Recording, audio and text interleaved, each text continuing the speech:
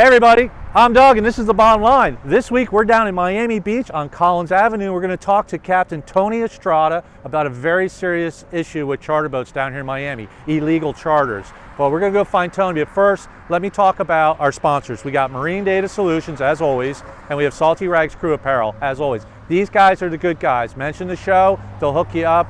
Please go check them out. So now let's go find Tony. Tony. Captain Doug, how are you, sir? I'm good. Oh, I'm sorry. Better? A little better. All right, show me around. Let's go. Hey, everybody. Here we are with Tony Estrada, Captain Tony Estrada. Now, you've changed your uniforms. Is this the tank tops really it? A little better for you, Doug? Okay, well, for me, it's better. Maybe the girls, not so much. We're here talking to Captain Tony, who, by the way, has a long history in Miami, and he also runs a group called Captains on Call. Captains on Call is just a group for captains to kind of coordinate the stuff that goes on in the charter boat industry in Miami. It's a really good group. Now, what we're going to talk about is the bad guys, the illegal charters that are going on in Miami. Tony's pulling his hair out. He had a lot more hair before. Just yesterday. Okay, so Tony, give me a typical example of what an illegal charter is doing down here. There's actually a number of examples now of illegal charters, and it just stems from doing one wrong thing. There's 7 simple rules that we need to follow as bareboat charters, and people seem to want to skirt. Let's tell everybody what a bareboat charter is. So a bareboat charter was originally designed for people who own a boat such as this and don't live locally. And they want to charter out their boat because keeping a boat like this here is going to cost them $8,000–9,000 a month. Offset expenses? Exactly. And so by offsetting expenses, putting the boat in a company name, they can now write off certain things. And there's certain advantages as an owner they can now enjoy and still keep their boat, use it as freely as they want. So you're talking about occasionally letting the boat go out, make some extra money. Correct. Because these are what are called a recreational charter, and these are recreational vessels. Regardless if you have a $6 million azimuth or if you have a $500,000. How many people can you carry on this recreational bareboat? By recreational standards, you can have a total of 13 people who are not crew. Now, what that is written out as is 12 plus 1, because it's 12 guests plus the person chartering the boat. So this boat could carry 13? Correct, plus crew. Okay, if it was a commercial Coast Guard endorsed operation, how many could it carry? As many as it's rated for. Let's just say it was not certified.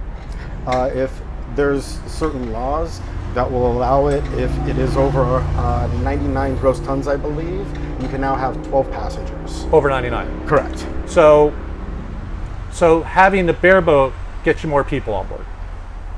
It will get you more people, but being an uninspected vessel, yes.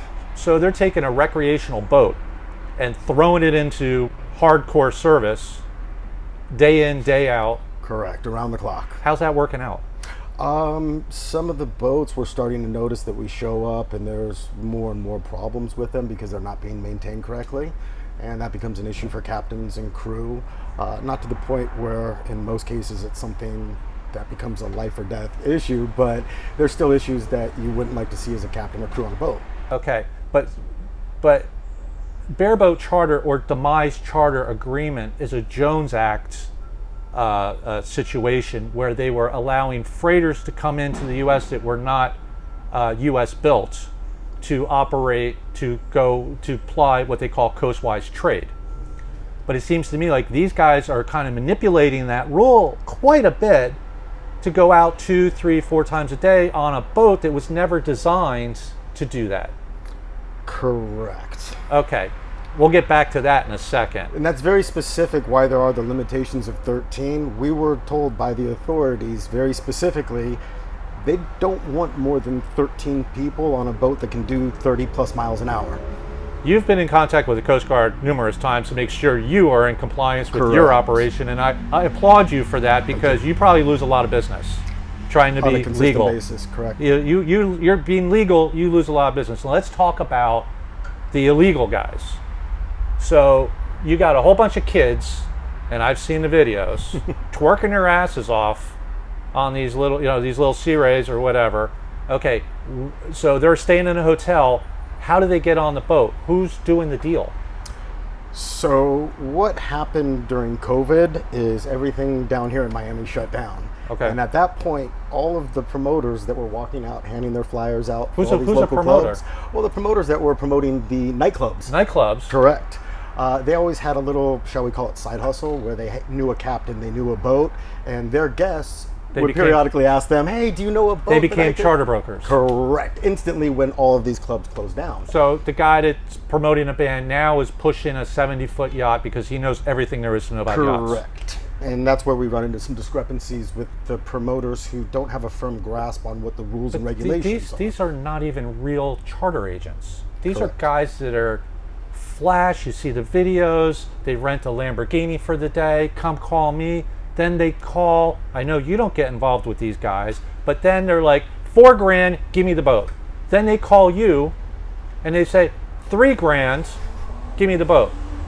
All right? So they're charging the client $4,000. They're charging you, or they're going to pay you or the owner of the boat $3,000, take another 20% commission off of that. They're collecting the charter tip for the crew. Sometimes they're even throwing their people on board, which is illegal, of course. And sometimes even paying the crew themselves, which is once again not legal. And then when it's all said and done, guys like you that are trying to do a legitimate business, hey, the guy just left said he left me a huge tip. Where is it? And what are these guys doing with the tip?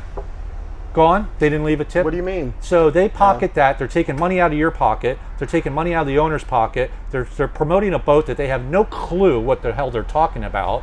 And then they just disappear in the night.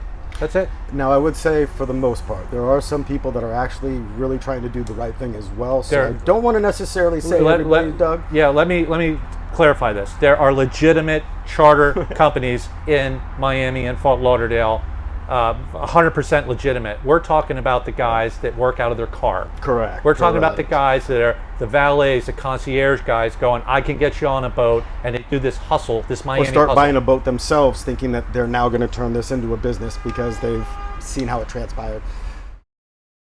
Do you need a license to run a bareboat? At this point, a bareboat charter does not require a license. So captain. you've got these guys that are putting people on charter boats. They're saying, bring as many people as you want. They might be a valet, they might be working out of their car. Then they hire someone who's not licensed to run that boat. I'm going to give you an example. Miami Vice, over at Monument Island. The owner hired an unlicensed captain. He started the engines up while the boat was on the beach, like some big 80-footer. boat. Those surface-piercing props chewed that guy up dead. What did the captain do? He fled to the airport. They caught him. Okay? That is a classic example of what's going on down in Miami. And I think that was a turning point for the Coast Guard. Correct. Okay. So, Golden Touch 2, 147 mega yacht. They go out for like almost $200,000 a week. They got shut down. They had 47 people on board. 47. And the owner was on board, which is illegal. And what were they telling the guests when the Coast Guard was pulling up? You're all my friends. We're all friends. That's how they're getting around it. Okay? Yeah. Shh.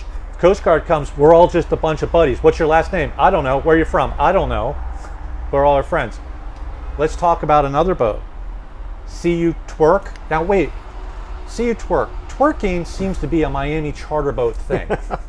So you are driving a boat and you have all these girls twerking as they're driving. I mean, that's the thing. But some guy named a boat See You Twerk. Tell me a little bit about that operation. That operation was run by some nightclub owners who wanted to have as many girls as possible on the We're boat. back to the nightclub scene. Correct. Okay. And So he bought the boat. yeah. Okay. So I had left the boat because I had actually worked on that a few You were actually times. working on I it. did. Before the fact that I knew that they were actually receiving money. And after that, they did get in trouble not once but twice. And during the course of the time, the owner of the boat was given an order to not be on the docks as a part of his probation terms for, I believe, 2 years. So See You Twerk would tell customers, you're just my buddy. Complete illegal operation. Back to the nightclubs, really. I see a pattern here. And then here's how it got caught. Now, Tony wasn't on board for this. Tony, you left when you started seeing things go a little crazy. The last time that they had gotten in trouble, from what I understand, the Coast Guard ran a sting, and they had actually heard them on the phone stating that you could just tell them that you're my friend. On the mic, the undercover Coast Guard officers were recording. Correct. And they recorded, hey, you're just our friends. Golden Touch 2, the big 147, also had undercover Coast Guard charter guests. And after the Coast Guard left, they started the party up again. One thing that I'm seeing is these guys get busted, and then next week they're out again. Why? Is it not? Is it just a slap on the wrist? Because they have a port order to stand down from running charters, but Right. that's from running a commercial charter, which they've been written up for. So they can go. They can still run as a bareboat if they have all their paperwork in order. So Miami is absolutely crazy. We have nightclub people trying to book boats, taking money out of the owner's pocket, taking money out of the crew's pocket from tips, doing things completely illegally, and they just brush it off and they keep going. What I'd like to really say more than anything, they've lowered the cost of the industry so much that at the end of the day, at the end of the quarter, the owners can't really keep up with all the maintenance. Well, let's talk about that for a minute, Tony. Yeah. Okay, you're one of the good guys, all right, and you're trying to make a living. This is your job, and there's a lot of captains in your group. Now, I'm not, I got to tell you right now, I take note. Stewardesses on these things are making $400, and then a tip. A stewardess with very little experience could walk off a boat after 4 hours with $700-800. That'd be a little bit high. What are we talking? There's, 5, 6? Anywhere from say 3 to 4 for a 4 hour. Okay, plus tip. Yeah, but typically you're going to have an 8-hour day. You'll have a back-to-back charter. So $700-800 is not an unheard of day. So you got crew with no experience on these illegal charters making $800 a day, and that's Also on the legal ones, though. What's that? On the legal ones as well. well. And then captains, I know captains that just jump into this industry down here in Miami. They're making $100,000 a year easily. The money's here. Okay, the problem is you guys are trying to do this legitimately, and then these illegal operations, which are rampant. I'm sorry, for every legal operation, there's got to be 5 illegal ones, are running numbers down, so you can't make a living, or you can't get the charter. So, Tony, to be a completely legal charter in Miami, you would have to have a licensed captain, trained crew, full time. On a boat under 100 gross tons, you can only carry 6 people. On a boat over, you can carry 12. But the problem is, this is why we have illegal charters, because you have 2 identical boats. Come charter me. I'm Coast Guard compliant, but I can only carry 6. Come charter him. I can carry 13, and I'm going to do it cheaper. Is that true? It's true, but the biggest problem is you're taking a boat that's not commercially rated and you're treating it as such, and therefore you're compromising the integrity of the boat, the safety of everybody down the road. Tony, when you keep running these boats. Okay, let's be serious. Yeah. A 45-foot Sea Ray or whatever was never designed to be out 2 times a day, carrying people, operating as a commercial operator. It was just never designed to do that. No. It's kind of like people have put these boats, people have bought these boats, and people are running these boats, and they consider it a career, when the fact of the matter is, Should have never been. should have never been. So, what can we do as captains? Is there anything we can do to fix this? We can start educating the newer owners, the new boat owners who are choosing to bring their boats to the charter scene, how it's done correctly. Because honestly, all the boats that are working, these Sea Rays that work day in and day out, they're going to fade out within 6 months. You can only run those so many times before you run the business into the ground. Yeah, but guess what? Everybody's making tons of money in that 6 months, including the nightclub owner who's booking it. The nightclub broker's the one who's making the most money. The owners are the ones who are not. The Coast Guard patrols the water. They're not going to go on land and attack these illegal charter guys that are right in the country. What? They just started. I hope they do. So that's hopefully the direction they're taking. They've actually been writing up boats in Miami now for not having a business tax ID specifically for Miami. So it was something they hadn't done. Wait, so they don't have a business license when they operate out of the back of their car on their phone? It's a license that a lot of people had applied for, but the city, from what I understood, let it slide. And they've not been saying anything until now. So because they're trying to, I'm sorry, I didn't mean. No. How easy is it to be a charter broker in South Beach? I'm gonna tell you how easy it is. If you have an iPhone, you get a Go. What is it? You start up a website for $30.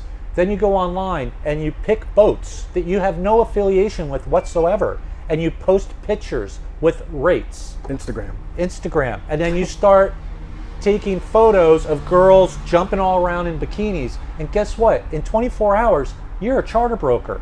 And guess what? These are the charter brokers who don't care about guys like you. They don't care about signing contracts. Oh, just sign this. They don't care. They're just taking the money. They're taking more money from the owners than a legitimate charter broker would. They're taking money out of your pocket through tips and paying you less than they collect, and then they're gone. Thank God the Coast Guard is starting to move onshore and fix this. As much as it's hurting our business, it's also in the long run going to help our business. How's it going to help our business? It's going to help our business by having people who understand the industry represent the industry. Now, Tony, you haven't been a captain for very long, but I follow you and you know your stuff. Okay, sometimes when you're driving the boat with your shirt on, I'm like, really? When I drive a boat, you don't recognize me with that. Well, when I drive a boat, I'm in epaulets. We have radios, but we're a different operation. But I get it. You're in Miami, and guess what? That sells charters for you. Do what you got to do. But my point is, a lot of people follow you. Would you be the type of person, or would you be the person to start a Miami Charter Boat Association to legitimately create a nonprofit organization like New York has? New York has a charter boat association, and if you had a bareboat charter in New York, they'll shut you down tomorrow. But you have enough of a following, and you have enough of a presence, and you are local, that if you started a legitimate agency or association, that when you have enough members, the Coast Guard will listen to you. Is that anything that you've ever thought about doing? I'll be honest, no. How's it caught sound? me off guard with that. Okay, how's it sound? Oh, honestly, on paper, it sounds great right now. Because organizations that need to make change, you need power. And when you need power, you need people standing behind you. And you have enough legitimate captains, it will take a hit. You might lose some of the boats, but the boats that stay and the captains will get to work. And like you said, eventually it will benefit you. But if you had a real powerful maritime organization of Miami charter boat captains, and then you could legitimately go to the Coast Guard and go, we're the good guys, stop boarding us. Here's our sticker, COC, membership, whatever. If you see this sticker on the boat, you know we're the good guys. Would that help you? I don't know if they would necessarily be able to endorse as a federal entity. They do. Okay. There's a charter boat association. I've looked it up. There's one in Virginia. There's one in New York. You look it up. The Charter Boat Association has something like 200 or 300,000 members across the United States, and they lobby in Washington. Plaques you see in the marinas, check to see if the guy's got a captain. Check to see if there's a certificate of inspection. That's not the Coast Guard. That's the Charter Boat Association. They lobbied for that. I'm not saying you're going to have 200,000 members, but every little bit makes a difference. I'm not kidding. I should sincerely think about that. If you need help, I'll help you. Well, Doug, then I guess it's going to be you and I doing this. Well, I think you're the man to do it. You're the man on the ground. Think about it a little bit more. I think we've covered everything. Tony, it was great. Absolutely awesome interview. We really appreciate I have a real problem with illegal charters. I'm ex-Coast Guard, as we all know. I have a real problem. People are dying. In the past year, 3 people have died on illegal charter boats. One guy got run over, as we talked about. 2 more, one person fell in, and then get this, the charter broker who was actually on the illegal charter jumped in to save the passenger that fell overboard, and he drowned too. 3 deaths. People are dying. People are using boats that were never designed never designed to be doing what they're doing, and they're taking untrained crew out that are trying to make a fast buck. You don't even need a license. You're taking 13 people out on a $300,000, $500,000 boat, taking their lives in your hands, and guys they don't even have a license. Okay, so that's a lot of information to think about. It really needs to be brought to light because it's like the wild goddamn West down here. Guys like Tony are trying to legitimize it. So anybody out there who's thinking of chartering a boat, do your homework, okay? Check out the boat, check out the whole operation. Stay away from these fly-by-night things. So what do you think about that, getting that whole organization together? Well, only if I'm president. No. Dude, I gotta be president. That's it, Doug. Arm wrestle for it. Arm wrestle? All right. Here we go. Okay. Guess what, Tony? You can still be president. He'll still be president. Listen, that's the bottom line. I know it's a lot to think about, but it's a real problem down here. You've got to figure out between the legitimate and the illegitimate operations. Everybody, please stay safe out there, especially during spring break. I'm Doug. This is Tony. And that's the bottom line. We'll see you next week.